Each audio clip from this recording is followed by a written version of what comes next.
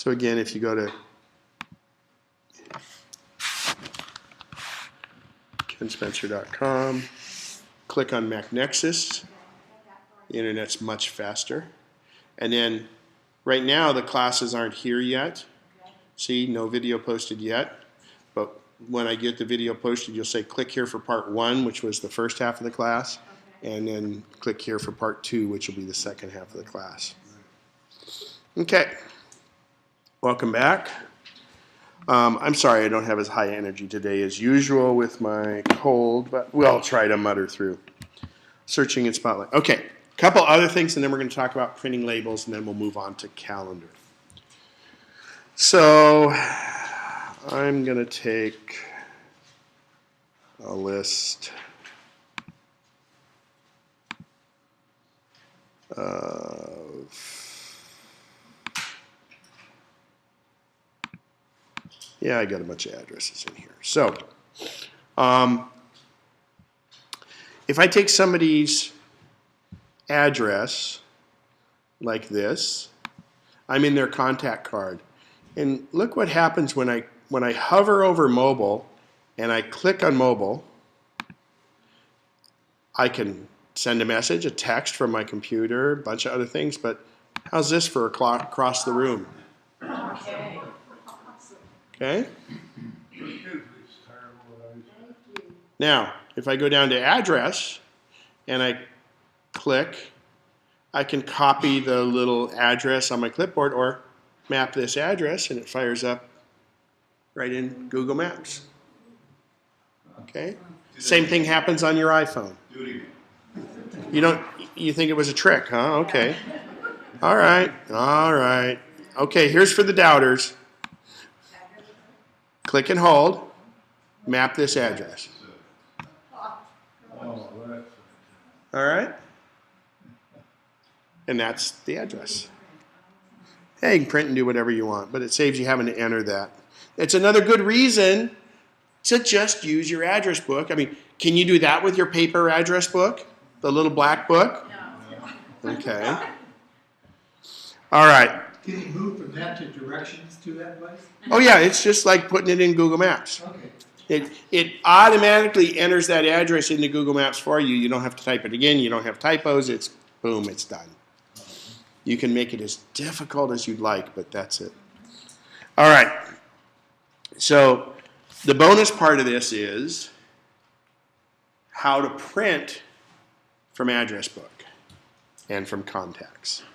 The majority of the things we'll talk about here will work in both the newer and the older. So I'm going to go to a group over here, which is this EmpowerMac group. And I'm going to go up to File and come down to Print. And in Print, I'm going to set it like it normally would be. Normally it'll be in a list. So I have a list, and in that list, I can determine whether I want the email printed or not printed, the address printed or not printed. These are lists, so you can fold this up and put it in your little black book. Okay? So you can mess with this list all you want. You can print out as little or as much information of those people as you want on it. The other thing you can do is you can do pocket address book, and these are those things you make, and these essentially format it so they're all foldable. It'll format it when you print it out so you can staple them together and make your own little black book. Again, however what you want to add to it and not add to it is this what you want. And then you can do indexed or compact. Indexed is the little card things on the side. Okay, those are kind of two lesser known uses. And you got that by going into what? Just up to Print, File, Print. Thank you though, that's perfect. Up to File, Print, and then it's whatever last setting you were on. Well, before I do mailing, let's do mailing labels. So I had a list. Now, what's interesting is you'll notice I'm going to hit cancel. This EmpowerMac group doesn't tell me how many people. That's weird. Oh, come on. I'll bet it says it here. Wow. Doesn't give a count anymore. Okay, like you'd need that, right? I mean, you would. Anyway.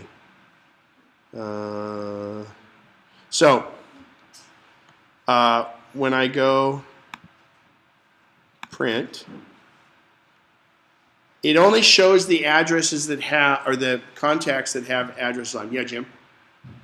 No, the 17 at the bottom is only the people that have addresses on them. So, because there's more than 17 on the screen, as you can see. 1, 2, 3, 4, 5, 6, 7, 8, 9, 10, 11, 12, 13, 14, 15, 16, 17, 18, I think. So, there. Ann Zumbern doesn't have an address. So I'll bet she won't show up on that. Yeah, so there's, yeah. See, it's just people that don't have addresses. So I have to select, either I hit the group itself to highlight it, because otherwise it's only going to do an individual card. So if I click on that and I click File, Print, there's the 17 people with addresses. Now, the majority of the time, you're going to get those little Avery labels, and they're going to be 3 up. So that's a 51 or an 8160 usually. And there it is. 10 up, 1, 2, 3, or they're usually 3, 11 up, 1, 2, 3, 4, oh, that's 7, 1, 2, 3, 4, 5. So they're 10 up. So there's 30 on a sheet.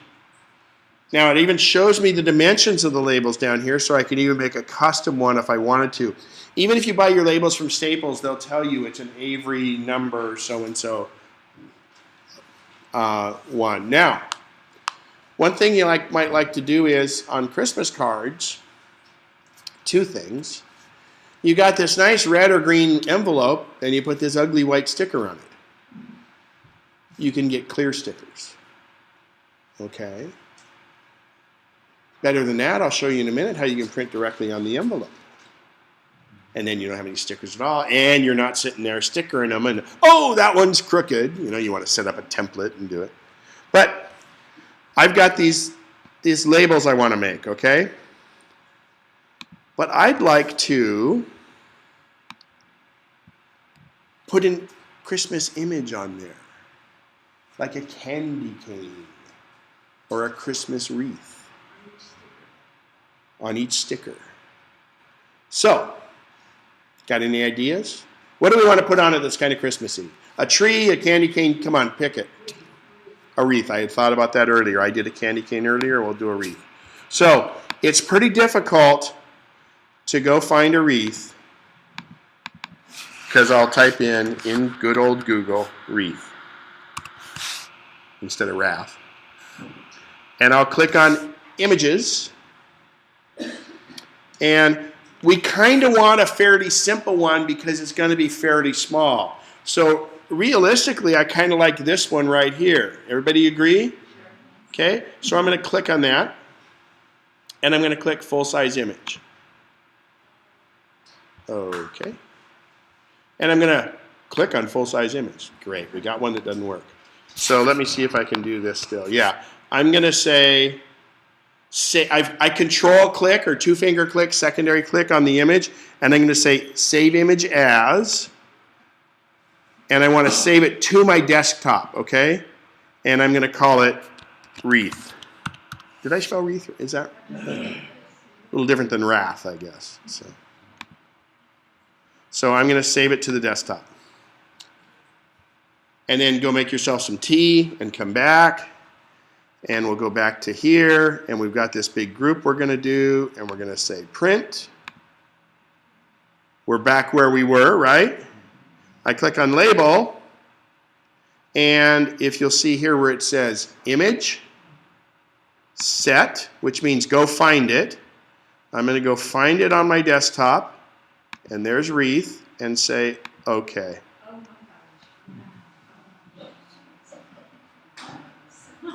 My hands never left my wrists. So let's go back through that. Let's go back through that. Oh, you're just raining on my parade. I'll show you how to fix that, and that's a great point. And that's why you do want to kind of be selective on your images, and that's why it can't take up too much. If you really want to get fancy, you can go into pages.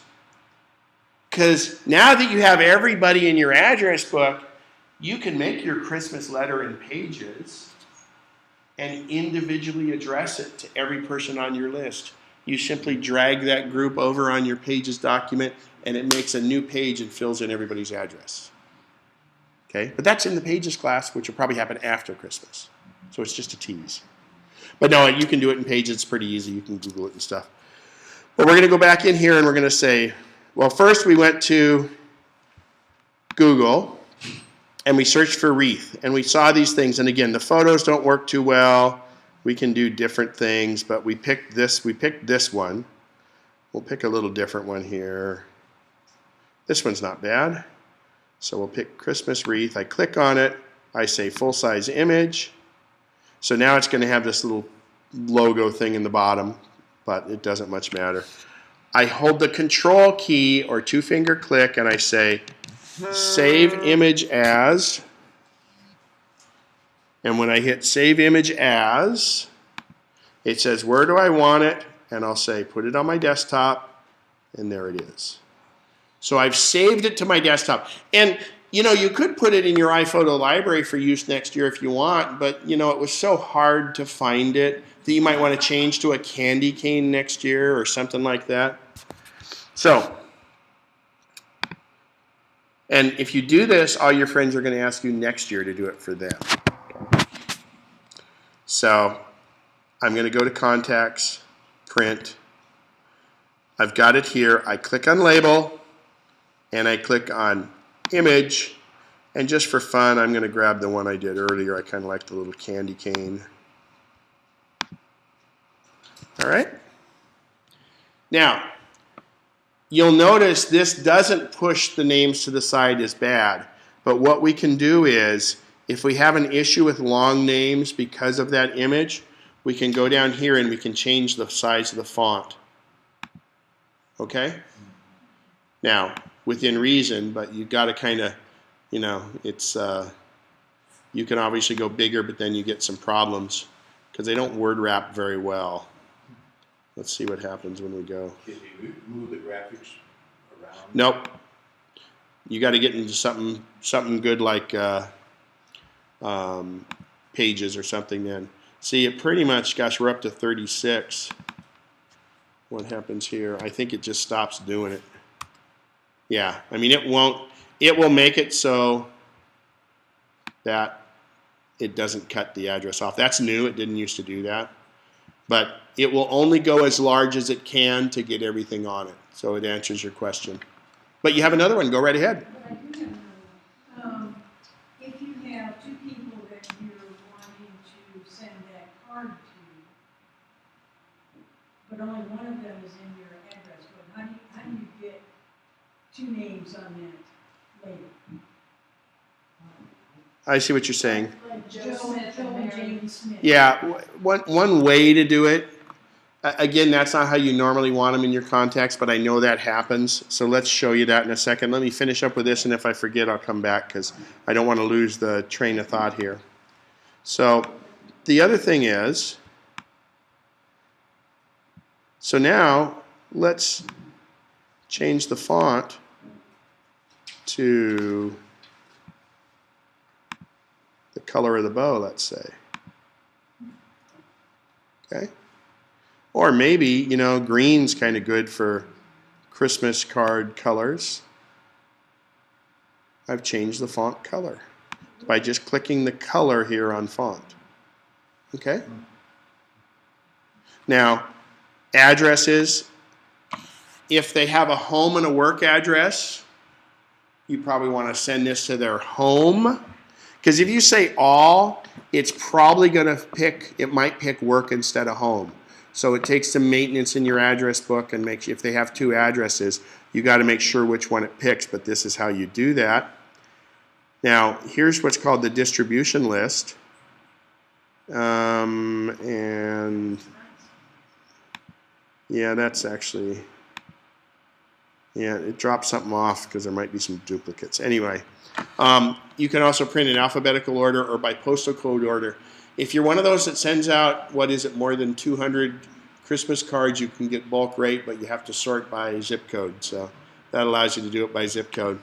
And the other thing is, You can tell it to print the company name. Remember how we showed company on test? We had company there.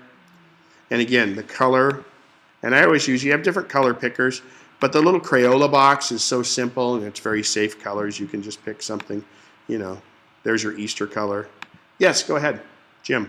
Just an offshoot, but what are your addresses that we don't have zip codes? Mm-hmm. That won't get mailed, Probably not. But usually what I'll do here, instead of print this on labels, I'll print this on a regular piece of paper first to look at it. But I would go fix that at that point. And believe it or not, and here's a good example. Let's take, that's Jonathan Burke. So let's cancel this, and I'm going to go to Jonathan Burke. Great guy. If you ever need any videos done, he's fantastic. He does a lot of videos for police places. He does the training videos for them. But I'm going to say map it, and sometimes Google will put in the zip code for you. There it is. See? Put in the zip code. All right? There are some add-ons to your address book, and it's like $10 that you can have it check the postal zip code directory. But anyway, this is just one way to do it. If you Google it, it'll pull up the right zip code.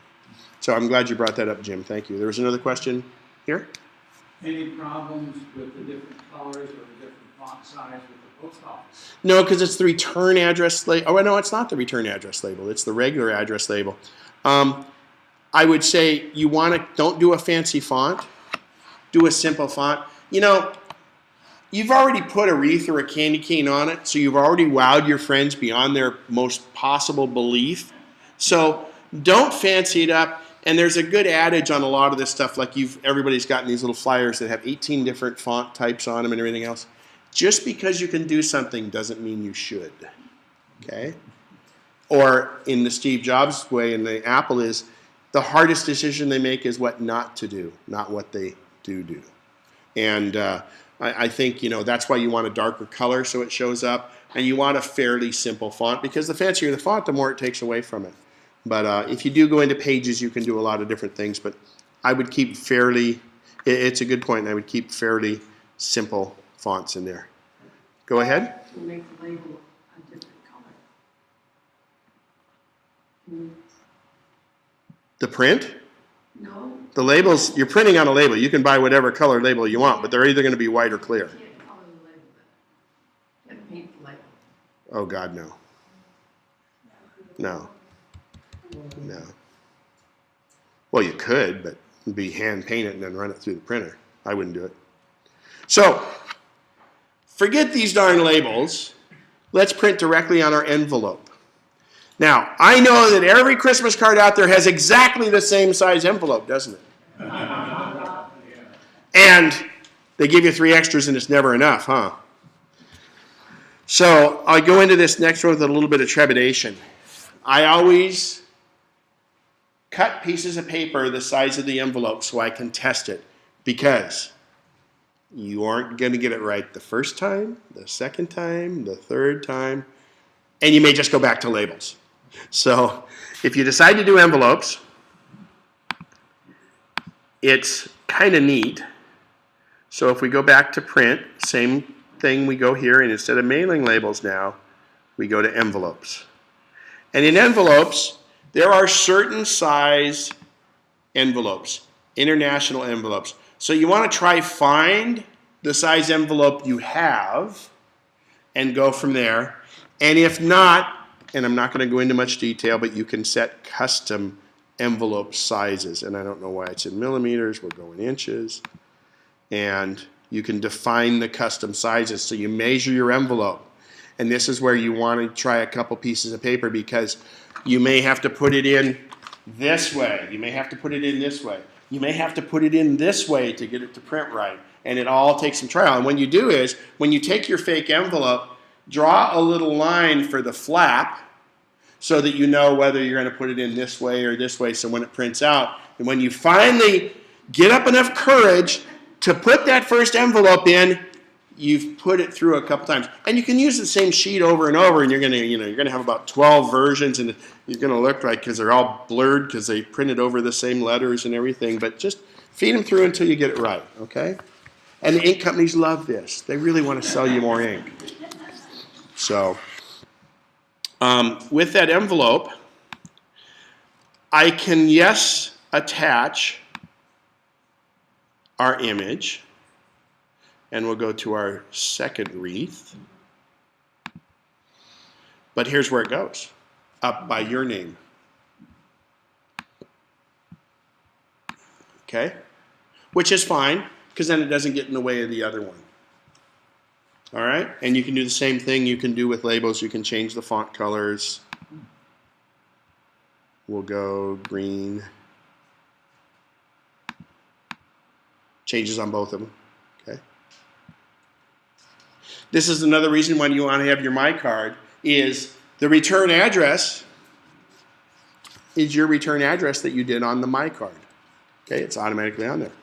So how cool is that you now have this card? Now, don't fill the envelope first before you put it in, because it's a little stiff for the printer, but try it out. You are going to kind of garble up a few cards. Maybe the printer might garble it up and stuff too. But you know what? I've had really good success with this. And the third way to do it is email. And that's my way. So there was a question on something that I said to make sure I come back to. Okay, so let's go. So we've got that down, and we'll get question and answers on that in a little bit. And then we're going to move on to data entry and iCal. But if you have two names, what you have to do is you create a contact. Well, let's go back to our test contact. Oh, I deleted them, didn't I? Oh, no, they're not in Empower Mac. I have to go in all contacts. So there's test. So I can do something like, actually, one way to do it is, that won't work. Well, let's try this. Let's try test company, edit, test company family, okay? Because sometimes you'll say to the so-and-so family.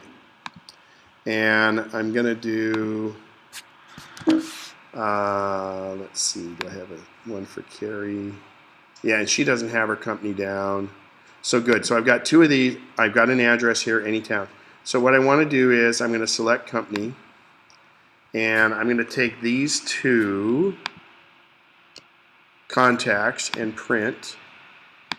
And what I'm going to do here in print for label, I'm going to go back to labels.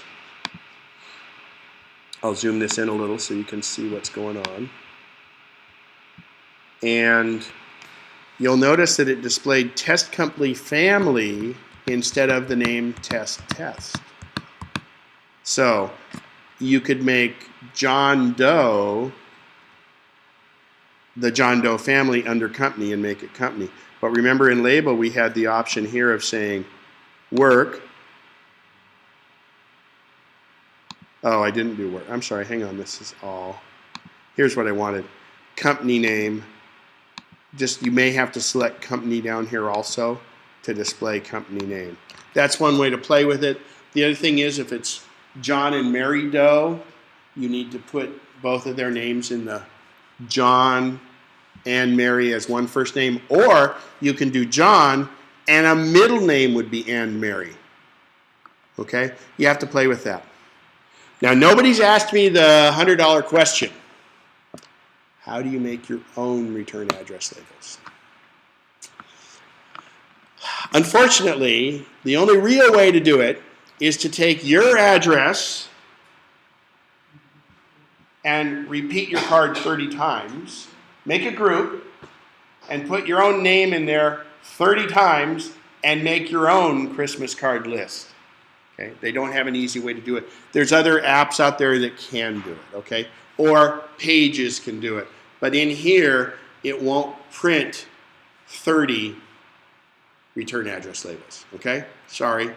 Now, an aside to that, though, there's a very good program that works well for the Mac, and it's free, and it's by Avery, A-V-E-R-Y, the label maker.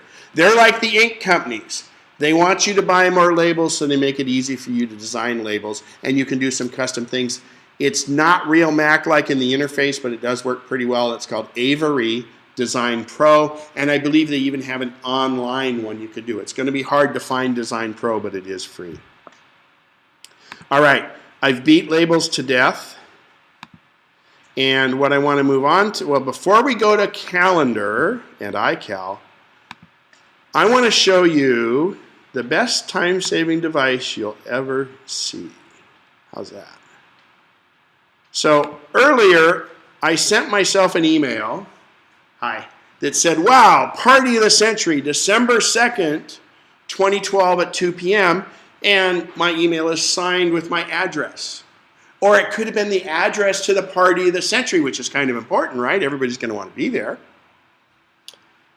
And this was an email, and I've received this email, and when I move my cursor over this, I get this little thing called a data detector. On your iPhone and your iPad, it'll be underlined in blue, just like a regular link to a website. This is a data detector. Usually when Apple shows you, hints at something, there's something hidden underneath there. And when I click on that, it says, do you want to create a new contact or add it to an existing contact? So, do I have to type that into the address book if somebody has sent me their address?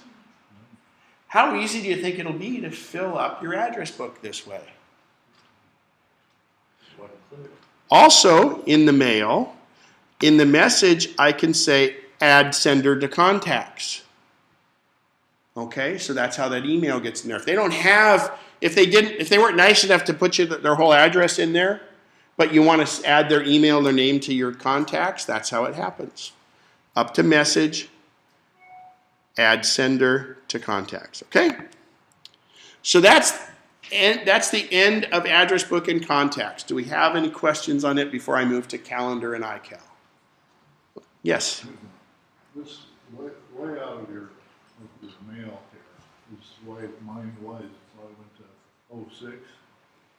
Oh, you mean it changed? Yeah. Okay, how many people hate the new mail in Mountain Lion and Lion and how it's laid out? Okay, I'll show you how to fix it. This isn't a mail class, but this one's. First of all, I'm going to show you, these, and you can use the recorder for this. There's a couple things you want to do. In mail, this is how mail looks when you get it. It looks like this, and it's designed to look like the iPad, right? Well, what we want to do is go up to Mail, Preferences, and in Viewing, we say Use Classic Layout.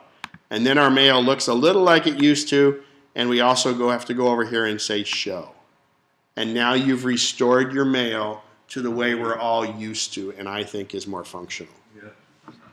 So, one other thing you need to change in your, you'll notice here, you can see I have a scroll bar on the right side.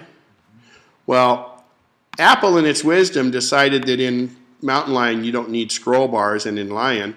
So here's how they ship it. So when I go here, only when I scroll does the scroll bar show up. And then I go over with my mouse, and about the time I move my mouse over there, oh, it disappeared. I can't grab the scroll bar anymore. So go up to System Preferences, General, and right under here on scroll bars say Always. And now they're there, and they're even grabbable. And that's the reason that everything is reverse scrolling in Lion and Mountain Lion, is because we've always moved the scroll bars with the little arrows at the bottom and top. They say with the iPad and everything else, you're moving the screen, not the scroll bar. So they've said it's called natural scrolling. And I give Apple credit for thinking outside the box, saying it's been done like that forever. Well, do it this way. You can always change it back if you want, but I encourage you to use it for a while. I had a little bit of trouble for a while when I was running 10.6.8 and running Lion on 2 different computers, and I felt like Sybil. I was like, is this scroll up or is this one scroll down? And I was kind of, it takes a little bit to get used to it. All right, so now back to this fancy little mail we had. for the party of the century, right? There's a date on this and a time. So since we're transitioning to calendar, look how, oh, there's another data detector. And when I click on it, it shows me where in the calendar that date is and that time. And I can say, well, I want to edit it and everything else, party of the century. I can say be there, exclamation mark, and I say add to calendar. So now you can start using your calendar more because you don't have to enter a whole bunch of stuff. It went right from the mail. And since this is the party of the century, that address on that is pretty important, isn't it? So before we get into how to do more on calendar, I'm going to go to our calendar app, and here is party of the century, right? I'm going to quit mail in the background here. So mail is quit. And if I go here to party of the century and double click, I get this little screen and it says show in mail. So the directions to the party of the century were on that email, and you got it 3 months ago and you forgot where it was. There was a map. You forgot what you were supposed to bring. It was Western costume and you decided to bring Star Wars costume. You're going to be able to go back to that mail and find out what's going on, so you can hit show in mail. It fired up mail and it goes right to that message.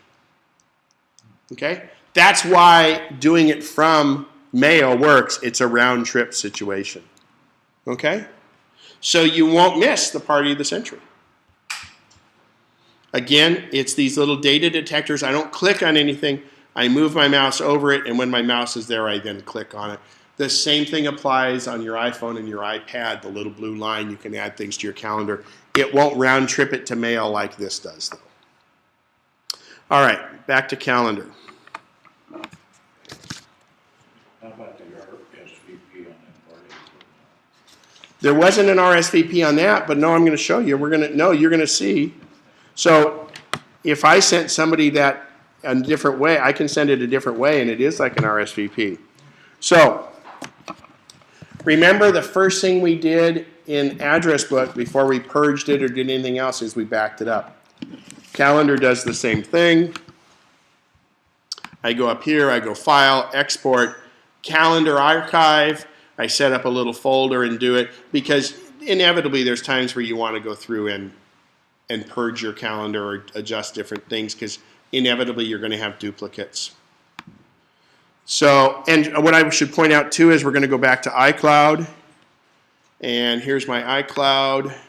This was address book, contacts, looks just like the app. And surprisingly enough, when I go to calendar, it looks just like it does on your computer. This is in Safari, and there's our calendar of the century. Double click, there it is.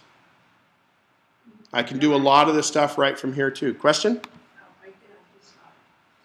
Okay, so I'm going back to the app calendar. And so we back up. Now, it's really difficult to enter a new event. So I'm going to enter a new event for another one on December 2nd. Lunch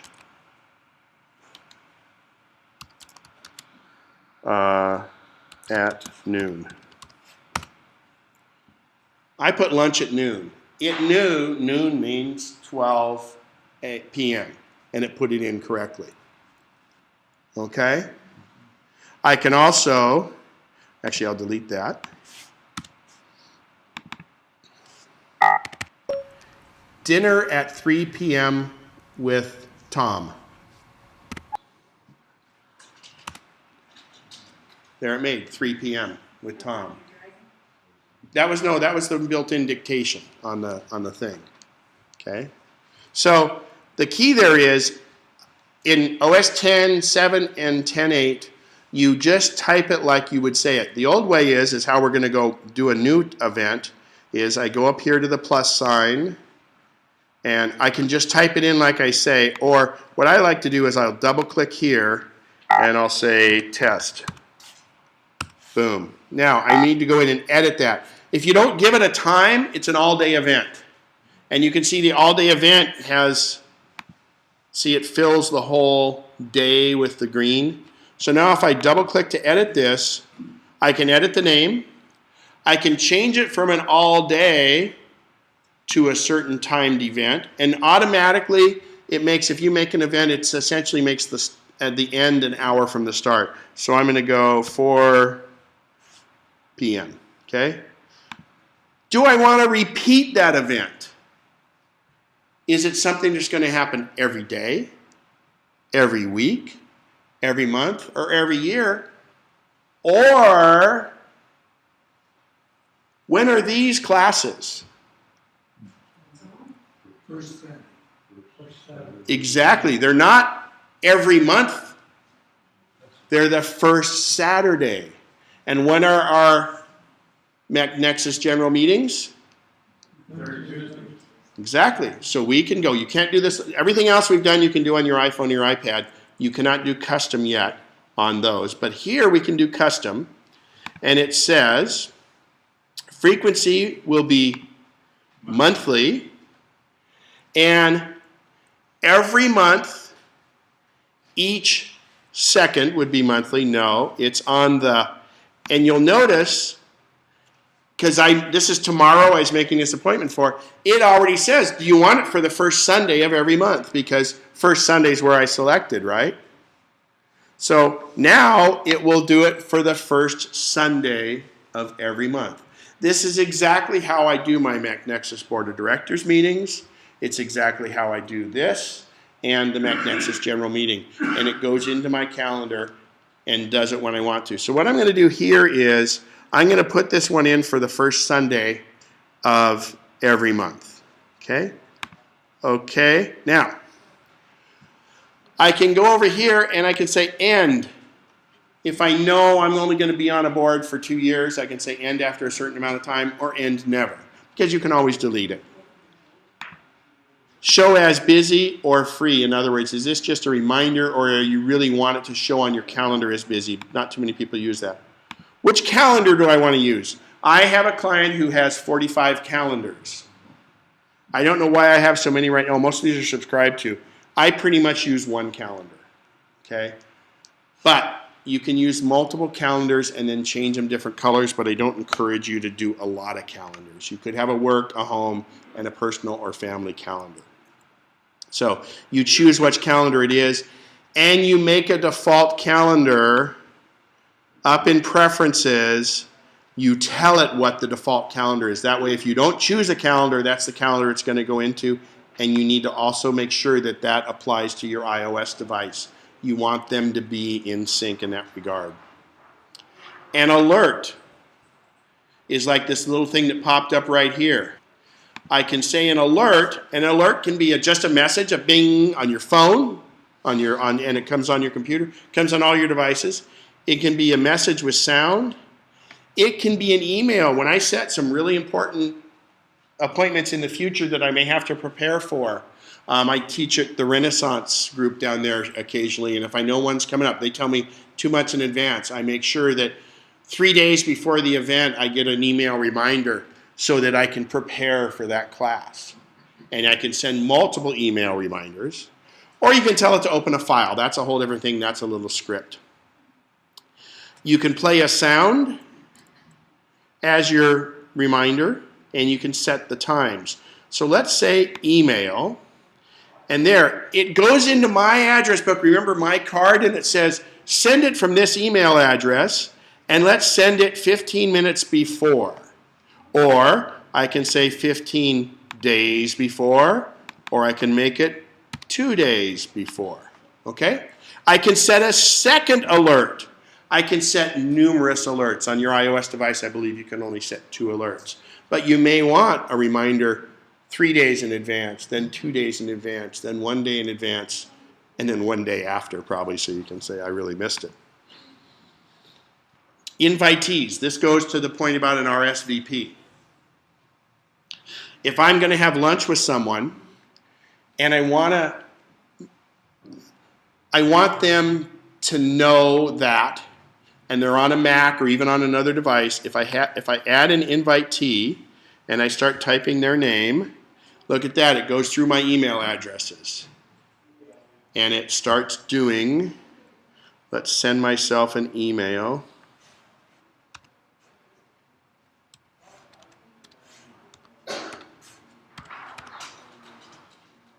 Geez, if I can spell my name right. Ken's, oh boy, there's an old email address. I'll send it to kenspencer@me.com. So, oh, didn't take it, I'm sorry. Oh, because it can't go from me. Let's do it this way. NOS. There, we'll send it to that one. Wow. Oh well. Normally it would fill in. We will skip through that. I don't know why it's hung up on that. Let's try. I'll try send one to Rocky since he's right here.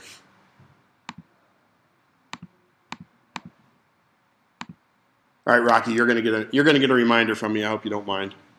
And then it can check his available meeting times too, if he has a calendar in here. You could add a file if you know when this. Like remember, we could link it to a mail when we did it from mail. We could make sure we could have a PDF on our computer or something and link it to. So I'm going to hit send, which makes that appointment.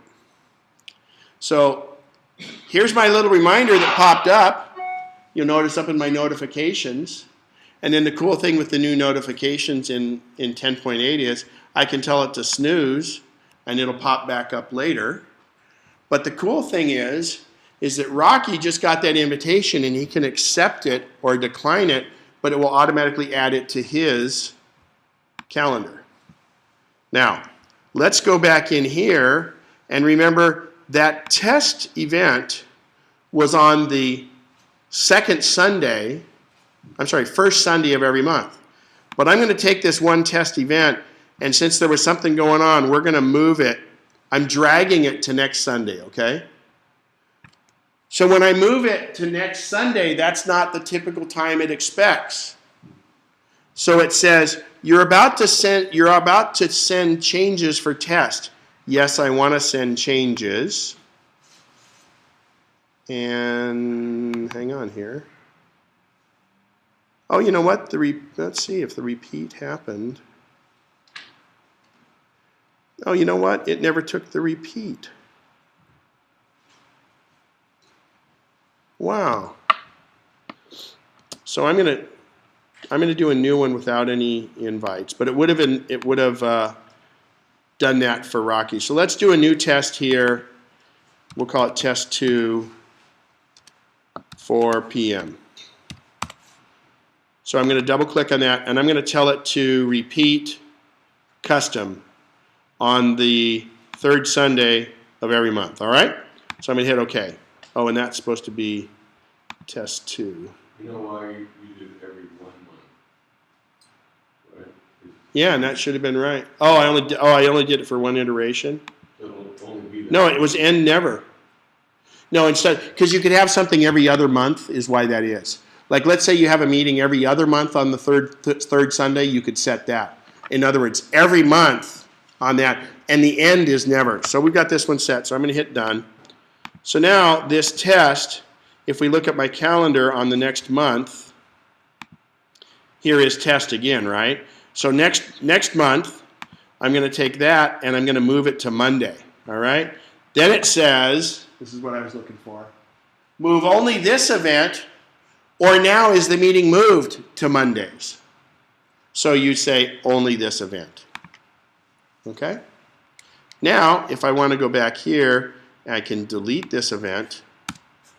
And then do I want to delete just this one event or all of the ones that are linked, all the repeats, and I say delete all future events.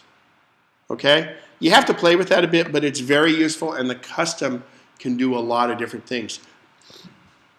And it's phenomenal. How did you enter verbally?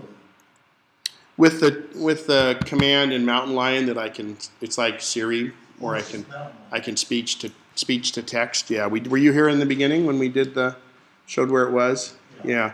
Double hit the function button. Anywhere I can type, I can talk to put text in. Your views of your calendar, you have day, week, month, and year.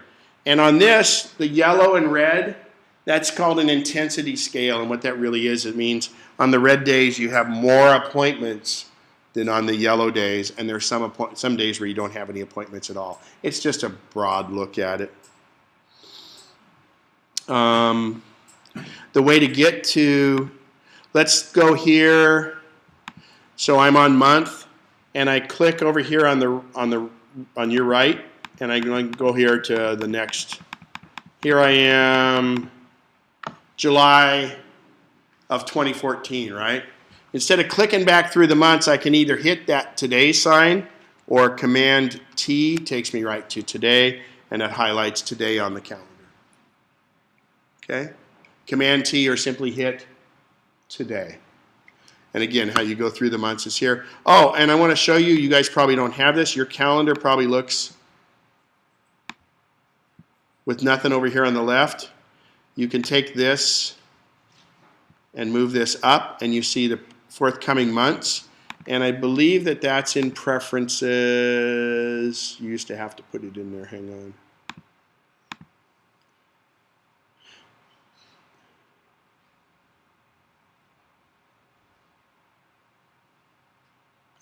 Maybe it's included now. Here's how you set your alert sounds and things like that. All right, so now, a couple other things in preferences we're going to go over. Here's some important things to set in your calendars. When I go to preferences, the two most important things are show event times. If you look at my calendar, look down here at September or December 5th here. See the times after it? If I do that, it doesn't show those times, which to me I just can't believe. So you do, this is not on by default. Hit show event times. And this little one below it is show the birthdays calendar. And where does it get its birthday calendar? From the contacts. So that turn them on, turn them off.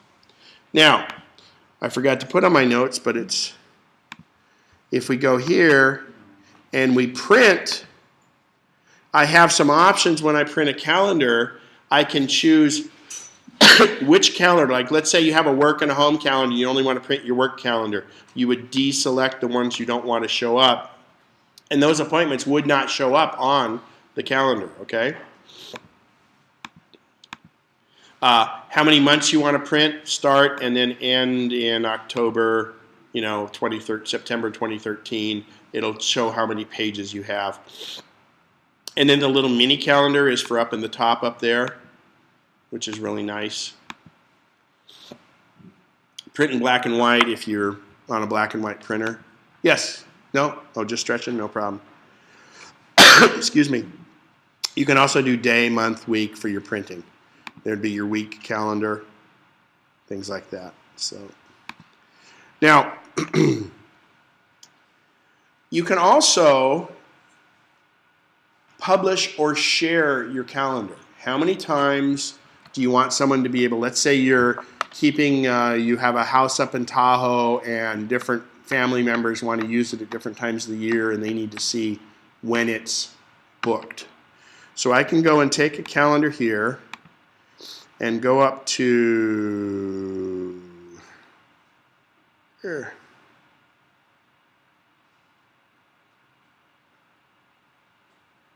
Share calendar,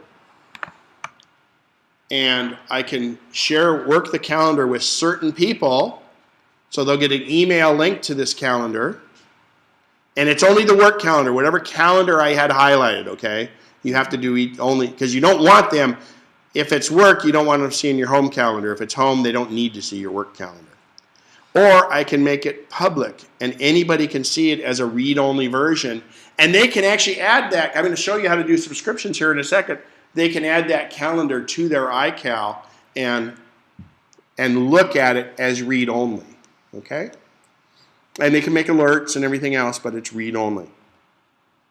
So I'm going to say no, and I'm going to say done. So that's how you do it. You go up to share calendar is how you publish it. Now the other cool thing, if you'll notice, I go down here and I have the formula. See these little Wi-Fi logos? Those are calendars I subscribe to. In other words, U.S. holidays is one I got from Apple. The Formula One calendar. So this year it was whenever they had a change in the race or something like that, someone updates that calendar, it updates on it for mine, and I can see like the TV schedules and things like that. I have some links that I've put up on calendars you can subscribe to. If you are, there are moon calendars out there, moon phase calendars you can get. There's the San Francisco Giants will have their scheduler, their calendar up there, and you can go subscribe to it. And then the nice thing is many of those that you subscribe to, you don't get just this year's calendar. When they update their calendar next year, the new calendar will be posted up there. Different organizations many times will post it. Holidays in different countries, things like that. U.S. holidays, I think, is one of the best. So let's see how to go get U.S. holidays. In these links that I have posted,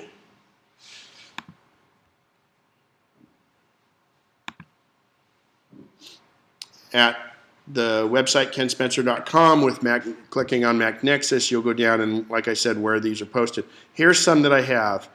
Apple.com, iCalShare, and iCalWorld, and I've got those right here.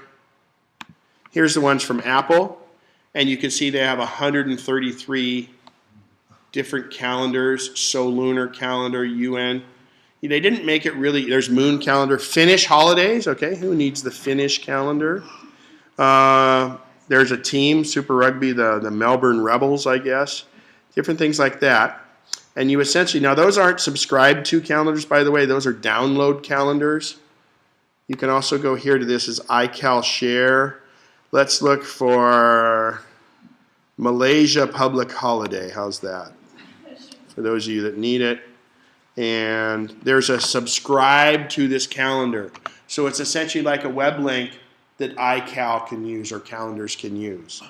Okay? We can search on here. Let's see, I'm a Sharks fan if the NHL was playing this year. Let's see if they got one. I haven't checked this. There you go, San Jose Sharks schedule. There's an old Mobile Me one. See, these were older. All right, so then the other one's iCalWorld, kind of the same thing. Even this is an older site, any of the subscription calendars will still work because a subscription is a subscription. As long as the person that has the original calendar that it's subscribing to works. Let me check one thing. So I'm going to switch to my iPad so you can see it. Very similar to the subscriptions you pretty much have to do from your computer, but you'll notice on my iPad, the Formula One calendar, the old San Jose Sharks schedules there, all of those show up on my iPad just like they do on my calendar. If you subscribe to it on your computer, it will automatically propagate to your iPad. The last thing we're going to do here is go up and let's go through the preferences in calendar. And in fact, I'll probably go back to address book and do that. So days per week, you know, some people just need a 5-day calendar. They don't, it would be work and they don't need that one. Start on Sunday. You know, some of the European countries start they start their week on Monday. Scroll in week view, you can just do that. The other thing is when you go into day view, do you want it just to start 8 a.m.? You want it to start at 6 a.m.? And the whole idea is you can still go to those other times, but you want the main block of time to be only in that certain area. Default calendar, oh, we do want to show birthday calendar. Accounts. This is my iCloud account. You can also, if you have a Google Calendar or a Yahoo Calendar, you can subscribe to your current Yahoo or Google Calendar or other people's Yahoo or Google Calendars. You would do that here. In advanced, time zone support, I'm not too big on, but that way if you are traveling and you want it to automatically adjust for the time zone you're on, I have found that sometimes it's better to not have time zone support on and you make that mental calculation yourself, because I've found that sometimes things will change and sometimes they won't. So I'd rather know that, okay, I can figure out if I'm in New York, I know it's 3 hours difference. Don't know which way, but it's 3 hours difference. So I'm either going to be I'm going to be on time, or I'll be 3 hours early or 3 hours late. So show events in your view, that's just there. Show week numbers if you use something where you use week numbers. Open events, like when you double click on something, it can open up in its own window. Let's see, automatically retrieve Calendar.m invitations from mail. In other words, if somebody sends you an invite to like we sent that invite for a calendar, you can have it automatically put it in. And the last things are your alerts. Alerts can bug you a lot, so you really want to manage your alerts. And sometimes if you subscribe to somebody's calendar, they may have alerts set, but you want to disable those. These are all things that you want to go ahead and just work with. You can have different sounds, etc. One sec. I wanted to go into address book, and we're going to see if we missed any preferences. What was your question? I would like to I have, other people send me notices of meetings, and they automatically populate to my calendar. These are not folks on Macs. And they'll send me 3 notices in the same meeting, and each one ends up on my calendar. How can I turn those off? Gosh, I'm trying to think. I had that issue too, and I think, because the problem is, and most of them are they probably using Exchange server? I would imagine. Yeah, and so what happens is that's generated from the Exchange server.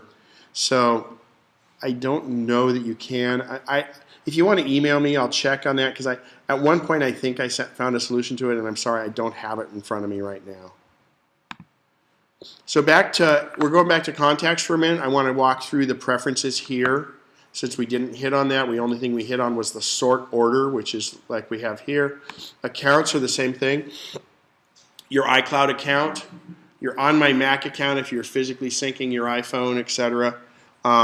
You can also have your, here was somebody asked about how to disable the Facebook. Just deselect it right here. Okay, and I'm going to do that. I'll leave it on. You could add a Yahoo, you could add Gmail. If you have a Gmail, it'll go in and fetch your contacts for you out of there. And conversely, put them back. It syncs them very much like Cloud does. The template we discussed in detail was how to add fields to the template. And then the vCard. This is just set. I wouldn't make any changes here. But I am going to go back, and one thing I forgot to do, and I actually have it on my list here, was how to share a card. So I have these little Rolodex cards, and rather than copy and paste and do all that, I can email that card to someone, and all that information is on there. But remember, we have the Me card, and you may have some information on your Me card you don't want everybody to have, because you can also share your Me card. So if I say go to My card, oops, I just made it I'm not in the all contacts. Hang on, I've got the search on, is why all my stuff wasn't showing up. Go to My card. There's the My card.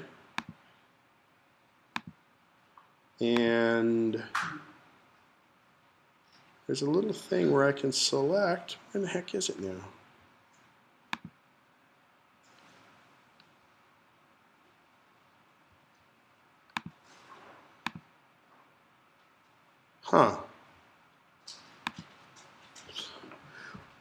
There was a thing where you can tell it what. Boy, I'm sorry. I'll try update that in my notes. There was a thing where you can tell it on your Me card the parts of your address you want to share or don't share. And it's gone. While you were messing around with it. This? On your menu. At the top? Yeah.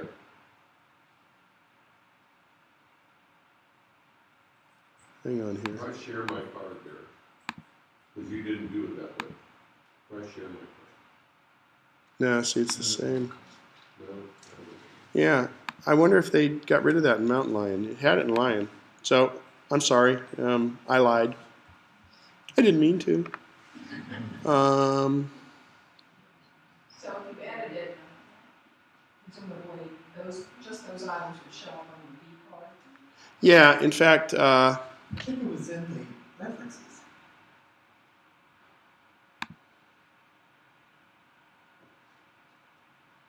well, the private me card, maybe, I don't think that's, there it is. Okay, thank you. Okay, let's go back and so now that Ken has found his way. And they didn't have to do it this way before, but if we go to preferences, enable private me card. So disabled, I couldn't do it. Now I enabled it. I think it used to be on by default or it wasn't an option. So now when I go up here and I hit edit, I can select which field I want to share. So realistically, I probably only want to share, gosh, I've got too many. I can share my phone number and that email address. I've got way too many to do, but anyway, you would go through there. And what will happen is only what I select will then be on my shared card. Okay? So again, that was in preferences.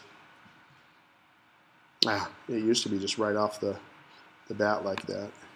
Now, the other thing is, let's look at my card here. You notice that my address is in here twice. Just through some of these merging of cards and things that happened. So what I'm going to do is I'm going to delete this one. And now I only have one. I hit the minus key. When I'm in edit, I hit the minus key. So I don't care about, I can share my Facebook, my Twitter handle, my AIM. This is just a little exercise for me, which is good. I don't want to share my birthday. My home page is those. Yeah, so now I'm good. I've got my name, my phone number, the one I use for iChat because I can do remote screen share with you guys, and that's what I use on that one. And when I hit done, that's all that will happen. When I hit share my card, now that's all the information you'll get. And the other thing is when it generates that card like that, and I say share by email, it makes a little card right here, and when you receive that, you click on it, and it will ask you if you want to add it to your address book, and it adds it right to your address book. So you're doing the other person a real favor, because then they can add it. And it's not just on the Mac. It's a vCard file, which is very standard. Could be imported into Google Contacts, works on old Palms, works on most anything. Okay? Wow. I've rarely been done before it's over. So, great time for questions, and what I'll do too is after I finish the questions, we'll do a quick little Siri demonstrations because people are always very interested in Siri. So, go ahead, Jim. Can you go back to the calendar screen? Okay. Open the top left. Above work, and go all the way to the top. On my Mac. On my Mac and iCloud. To get everything to sync properly with your other iOS devices, Well, how does that? on my Mac is physically on your computer, and to sync with your devices, that's done through the cable. Okay. And you shouldn't do it and iCloud because that's how you get duplicates. So otherwise, it's going to sync through iCloud if you're on 10.7 or newer and you're set up with iCloud. Or if you're on the older ones, we talked somebody had 10.6 and 10.4. If you physically sync it with your iOS device, it's on my Mac. Okay. It's the only way they can do it, and it's a little convoluted, but So one or the other? I'm sorry? One or the other we should have up there? Yeah, oh no, what I do is I hide it so I don't automatically put stuff in it. Okay. I hide those calendars, and again, remember, the most important thing is in preferences, you need to choose which default calendar you're putting things into. And you want to set that up on your iOS device also. Okay? They need to match. Well, yeah, because otherwise you're putting work ones in here, and you go, where the heck are they? And they're in your work one when you really want to be on your home one. And you can change them. When you make an event, you can pick a different calendar. You just want if I'm just making an event, you forget. If you have Siri make your event, it doesn't say what calendar. Okay, I had another question right over here. Did that? This is sort of the same question. Okay. How to avoid duplicates on all your devices and on your Mac. Yeah, that's the thing is sync a bunch of times and then go here and say look for duplicates, have it try to combine them and then do it. That's the big struggle, but to be honest, as iCloud has matured and as we've gone away from MobileMe and away from the physical syncing of that all gets resolved in time. And you got to remember the most important thing is to not delete things, so if anything it kind of defaults to putting more things than it might need just in case.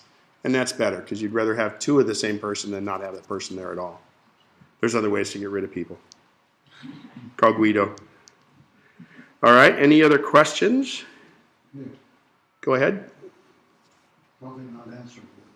Okay, then I won't. And on the calendar, to, when I make an appointment for a dentist, a doctor, or something like that, something I'm going to do, have to do. Mm-hmm. And occasionally, I put it in, it disappears.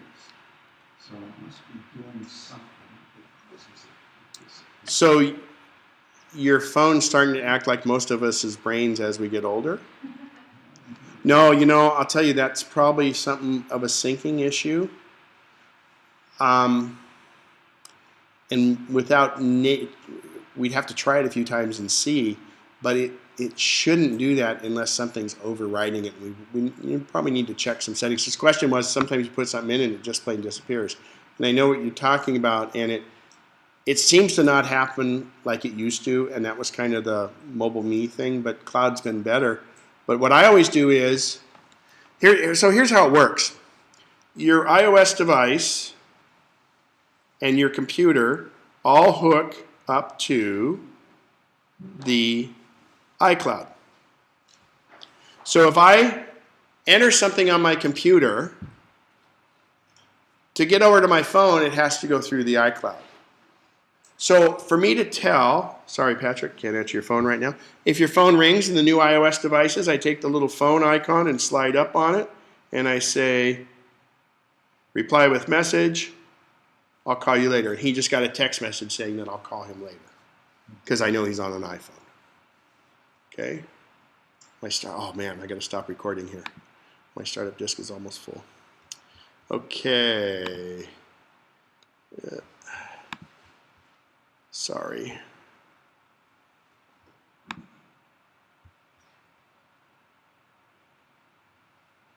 Please let me save. Part 2.